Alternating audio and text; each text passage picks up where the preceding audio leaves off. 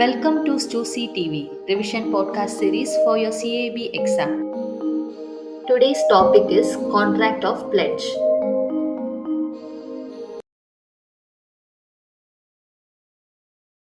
നമ്മൾ ആദ്യം തന്നെ പ്ലെഡ്ജ് എന്താണെന്ന് നിയമപരമായി മനസ്സിലാക്കും. പിന്നെ ഒരു പണയം ശരിയാകാൻ വേണ്ട എസൻഷ്യൽ ഇൻഗ്രീഡിയൻസ് എന്തൊക്കെയാണെന്ന് നോക്കും.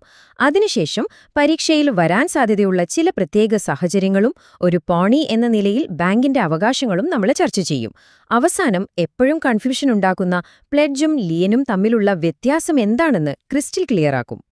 ശരി, അപ്പോൾ നമുക്ക് തുടങ്ങാം. ഏതൊരു നിയമപരമായ കാര്യവും പഠിക്കുമ്പോൾ അതിന്റെ അടിത്തറയിൽ നിന്ന് തന്നെ തുടങ്ങണം, അല്ലേ? അതുകൊണ്ട് ഇന്ത്യൻ കോൺട്രാക്ട് ആക്ട് 1872 പ്രകാരം പ്ലെഡ്ജ് എന്ന വാക്കിന്റെ അർത്ഥം എന്താണെന്ന് നമുക്ക് ആദ്യം നോക്കാം. അപ്പോ ഇന്ത്യൻ കോൺട്രാക്ട് ആക്ടിലെ സെക്ഷൻ 172 വളരെ വ്യക്തമായി പറയുന്നുണ്ട്, ഒരു കടം തിരിച്ചടക്കുന്നതിനോ അല്ലെങ്കിൽ ഒരു വാഗ്ദാനം നിറവേറ്റുന്നതിനോ വേണ്ടി ഒരു സാധനം ഈടായി കൈമാറുന്നതിനെയാണ് പ്ലെഡ്ജ് എന്ന് പറയുന്നത്. ഇവിടെ രണ്ട് വാക്കുകൾ ശ്രദ്ധിക്കുക. ഒന്ന്, ഡെറ്റ് അല്ലെങ്കിൽ പ്രോമിസ്. രണ്ട്, അതിന് ഈടായി നൽകുന്ന ഗുഡ്സ്. ഇതാണിതിന്റെ നിയമപരമായ അടിത്തറ. ഈ കരാറിലെ രണ്ടാൾക്കാരെ തിരിച്ചറിയേണ്ടത് വളരെ പ്രധാനമാണ്. പരീക്ഷയ്ക്ക് ഈ പേരുകൾ നിർബന്ധമായും അറിഞ്ഞിരിക്കണം. ആരാണോ സാധനങ്ങൾ പണയം വെക്കുന്നത്, അതായത് നമ്മുടെ കസ്റ്റമർ, അയാളെ നമ്മൾ പോണോർ എന്ന് വിളിക്കും. ആരാണോ അത് സ്വീകരിക്കുന്നത്, അതായത് ബാങ്ക്, അവരെ പോണി എന്നും പറയും. ഇത് ഓർത്തുവെക്കാൻ എളുപ്പമാണ്. പോണോർ കൊടുക്കുന്നു, പോണി വാങ്ങുന്നു. ഓക്കെ, അപ്പോ പ്ലെഡ്ജ് എന്താണെന്ന് നമുക്ക് മനസ്സിലായി. എന്നാൽ എല്ലാ കൈമാറ്റങ്ങളും നിയമപരമായൊരു പ്ലെഡ്ജാകോ? ഇല്ല. ഒരു പണയക്കരാർ നിയമപരമായി നിലനിൽക്കണമെങ്കിൽ കുറച്ച് എസൻഷ്യൽ ഇൻഗ്രീഡിയൻസ് അഥവാ നിർബന്ധ ഘടകങ്ങൾ ആവശ്യമാണ്. എന്തൊക്കെയാണവ എന്ന് നോക്കാം. കായിവി പരീക്ഷയ്ക്ക് വേണ്ടി ഈ 4 പോയിന്റ്സ് ഓർത്തുവെക്കുക. ഒന്നാമതായി, ഒരു നിയമപരമായ കരാറുണ്ടായിരിക്കണം. രണ്ടാമത്, ആ വസ്തു കൈമാറിയിരിക്കണം, അതായത് ഡെലിവറി നടന്നിരിക്കണം. അത് നേരിട്ടോ അല്ലാതെയോ ആകാം.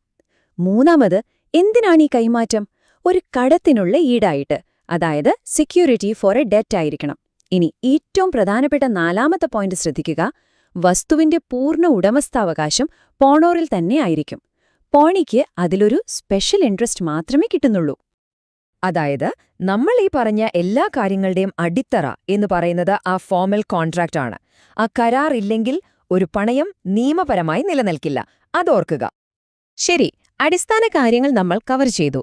ഇനി കുറച്ചുകൂടി ഡീപ്പായിട്ട് പോകാം.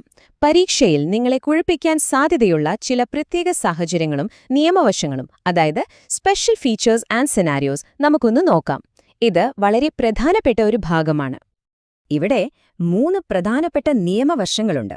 സെക്ഷൻ 180 അനുസരിച്ച് പണയത്തിലുള്ള വസ്തുവിന് മറ്റൊരാൾ കേടുപാടുകൾ വരുത്തിയാൽ ബാങ്കിന് ഉടമയ്ക്ക് വേണ്ടി കേസ് കൊടുക്കാൻ പറ്റും. സെക്ഷൻ 173 അനുസരിച്ച് കടവും പലിശയും മറ്റു ചെലവുകളും കിട്ടുന്നതുവരെ ആ വസ്തു കൈവശം വയ്ക്കാനുള്ള അധികാരവും ബാങ്കിനുണ്ട്. ഇനി സെക്ഷൻ 179 ഒരു പരിമിതിയാണ്. അത് നമുക്ക് അടുത്തതായി വിശദമായി കാണാം. ഇതൊരു രസകരമായ ആശയമാണ്. ചിലപ്പോൾ പണയം വെച്ച സാധനം കസ്റ്റമറുടെ കയ്യിൽ തന്നെ ഇരിക്കേണ്ടിവരും അവരുടെ ബിസിനസ് നടത്താൻ. ഈ സാഹചര്യത്തിൽ വസ്തു നേരിട്ട് കൈമാറിയില്ലെങ്കിലും നിയമപരമായി കൈമാറ്റം നടന്നതായി കണക്കാക്കും. ഇതിനെയാണ് നമ്മൾ കൺസ്ട്രക്റ്റീവ് ഡെലിവറി എന്ന് പറയുന്നത്. ഈ കൺസ്ട്രക്റ്റീവ് ഡെലിവറി എന്ന ആശയം ഓർത്തുവെക്കാൻ ഏറ്റവും നല്ല ഉദാഹരണമാണ് ഈ സിനിമ പ്രൊജക്ടറിന്റെ കേസ്. പ്രൊജക്ടർ നിയമപരമായി ബാങ്കിന് പണയപ്പെടുത്തി. പക്ഷേ തിയേറ്റർ തുടർന്നും പ്രവർത്തിപ്പിക്കാനായി അത് ഉടമയുടെ കൈവശം തന്നെ വെച്ചു. ഇവിടെ ഫിസിക്കലായി ഡെലിവറി നടന്നില്ല, എങ്കിലും ആ പണയം 100% നിയമപരമായിരുന്നു. ഇനി വരുന്നത് ഒരു ട്രിക്കി ഏരിയയാണ്, സബ് പ്ലെഡ്ജ്. ശ്രദ്ധിച്ചു കേൾക്കണം, ഇത് പരീക്ഷയ്ക്ക് വരാൻ നല്ല സാധ്യതയുണ്ട്. നമുക്കിതൊരു കഥ പോലെ പറയാം. ഒരാൾ, അതായത് നമ്മുടെ പോണർ, 50,000 രൂപയ്ക്ക് ഒരു സാധനം പോണി എക്ക് പണയം വെച്ചു. അപ്പോൾ പോണി എക്ക് ആ വസ്തുവിൽ എത്ര രൂപയുടെ അവകാശമുണ്ട്? 50,000 രൂപയുടെ. ഇനി ഈ പോണി എ അതേ സാധനം കൊണ്ടുപോയി പോണി ബിക്ക് 80,000 രൂപയ്ക്ക് പണയം വെച്ചാലോ? നിയമപരമായി പോണി ബിക്ക് അതിൽ 50,000 രൂപയുടെ അവകാശമേ കിട്ടൂ. കാരണം പോണി എക്ക് എത്ര അവകാശമുണ്ടോ അത്രയും കൈമാറാൻ പറ്റൂ. അപ്പോ പരീക്ഷയ്ക്ക് ഓർത്തിരിക്കേണ്ട ഒറ്റ പോയിന്റ് ഇതാണ്: ഒരു പോണിക്ക് തനിക്ക് പണയവസ്തുവിലുള്ളതിനേക്കാൾ വലിയൊരു അവകാശം മറ്റൊരാൾക്ക് കൈമാറാൻ കഴിയില്ല. The sub pledge is valid only to the extent of the original pledgee's interest. ഇത് മറക്കരുത്. ഇനിയൊരു ബാങ്കർ എന്ന നിലയിൽ നിങ്ങൾക്ക് ഏറ്റവും പ്രധാനപ്പെട്ട ഭാഗത്തേക്ക് വരാം. നിങ്ങളുടെ കസ്റ്റമർ പണം അടച്ചില്ലെങ്കിൽ, അതായത് ഡീഫോൾട്ട് വരുത്തിയാൽ, ഒരു പോണി എന്ന നിലയിൽ നിങ്ങളുടെ അവകാശങ്ങൾ എന്തൊക്കെയാണ്? കസ്റ്റമർ പണം തന്നില്ലെങ്കിൽ ബാങ്കിന് 3 കാര്യങ്ങൾ ചെയ്യാം. ഒന്നുകിൽ പണം തിരികെ കിട്ടാൻ കേസ് കൊടുക്കാം, അല്ലെങ്കിൽ പണയം വെച്ച വസ്തു വിൽക്കാം. പക്ഷേ വിൽക്കുന്നതിന് മുൻപുള്ള രണ്ടാമത്തെ സ്റ്റെപ്പ് വളരെ നിർണായകമാണ്. വിൽക്കാൻ പോകുന്നു എന്ന കാര്യം പോണോറിന് ന്യായമായ ഒരു നോട്ടീസ്, അതായത് ഒരു റീസണബിൾ നോട്ടീസ് നിർബന്ധമായും കൊടുത്തിരിക്കണം. ആ നോട്ടീസ് കൊടുത്തതിനു ശേഷം മാത്രമേ വസ്തു വിൽക്കാൻ പാടുള്ളൂ. അപ്പോ ഇതാണ് ഒരു പണയത്തിന്റെ യഥാർത്ഥ ഉദ്ദേശം. ഇത് വെറുതെ ഒരു വസ്തു കൈവശം വെക്കലല്ല. കടം തിരികെ കിട്ടിയില്ലെങ്കിൽ ആ വസ്തു വിറ്റ് പണമാക്കി ബാങ്കിന്റെ നഷ്ടം നികത്താനുള്ള ഒരു ശക്തമായ സുരക്ഷാമാർഗമാണ്. ഓക്കെ, നമ്മുടെ അവസാനത്തെ ടോപ്പിക്കിലേക്ക് കടക്കാം. ഇത് പരീക്ഷയ്ക്ക് മിക്കവാറും ചോദിക്കുന്ന ഒരു ചോദ്യമാണ്. പ്ലെഡ്ജും ലിയനും തമ്മിലുള്ള പ്രധാന വ്യത്യാസങ്ങൾ എന്തൊക്കെയാണ്?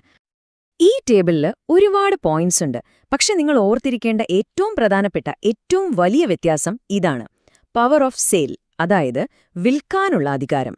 ഒരു പ്ലെഡ്ജില് കടം കിട്ടിയില്ലെങ്കിൽ നോട്ടീസ് നൽകി ആ വസ്തു വിൽക്കാൻ പോണിക്ക് അധികാരമുണ്ട്. എന്നാൽ ഒരു ലൈനില് കടം കിട്ടുന്നതുവരെ ആ വസ്തു കൈവശം വെക്കാനുള്ള അവകാശം മാത്രമേ ഉള്ളൂ. അത് വിൽക്കാൻ ഒരു അധികാരവുമില്ല. ഇതാണ് പ്രധാന വ്യത്യാസം. അപ്പോ നമ്മൾ ഈ സെഷൻ അവസാനിപ്പിക്കുന്നതിനു മുൻപ് നിങ്ങൾക്കായി ഒരു ചോദ്യം. നമ്മൾ ഇത്രയും നേരം സംസാരിച്ചതിലെ ഏറ്റവും പ്രധാനപ്പെട്ട പോയിന്റ് നിങ്ങൾ ഓർത്തിട്ടുണ്ടോ എന്ന് നോക്കാം. ഒരു പോണർ പണമടച്ചില്ലെങ്കിൽ ആ പണയവസ്തു വിൽക്കുന്നതിനു മുൻപ് ഒരു പോണി നിർബന്ധമായും ചെയ്തിരിക്കേണ്ട ഒരൊറ്റ കാര്യം എന്താണ്? ഓർമ്മയുണ്ടോ? അതെ, ഗിവിംഗ് എ റീസണബിൾ നോട്ടീസ്. ഈ ഒരു കാര്യം മറക്കാതിരുന്നാൽ പരീക്ഷയിലെ ഒരു പ്രധാനപ്പെട്ട ചോദ്യത്തിന് നിങ്ങൾക്ക് ഉത്തരം നൽകാൻ കഴിയും. നിങ്ങളുടെ CAIB